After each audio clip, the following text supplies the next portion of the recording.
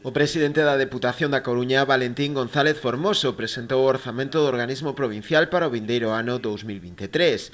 A súa contía ascende a uns 207,2 millóns de euros, o que supón un 9,4% máis que o do último exercicio. O orzamento máis alto da historia desta institución, 207 millóns de euros, aumenta un 9,4% esta partida, os orzamentos provinciais, e aumentan todas e cada unha das partidas de todos os departamentos da Casa, todos e cada un deles. Non hai ningún que reduza orzamento. Aproveitou a súa intervención para facer balance tamén do conseguido nestes anos á fronte do goberno provincial, nun contexto socioeconómico, segundo el, do máis complexo das últimas décadas, marcado pola pandemia e as consecuencias inflacionistas da guerra da Ucraína.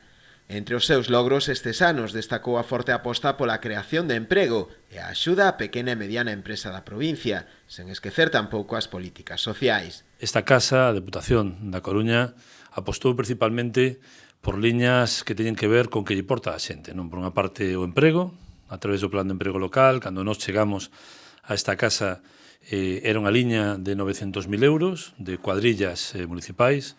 Hoxe, o Plan de Emprego da Deputación creou 5.000 postos de traballo, investeu 105 millóns de euros e axudou a crear 2.062 empresas nesta provincia, ademais de crear 14 espazos de coworking, 11 no eido rural e 3 este mesmo ano que ven no eido urbano. Este próximo venres os orzamentos serán sometidos á súa aprobación por parte dos membros da Corporación Provincial.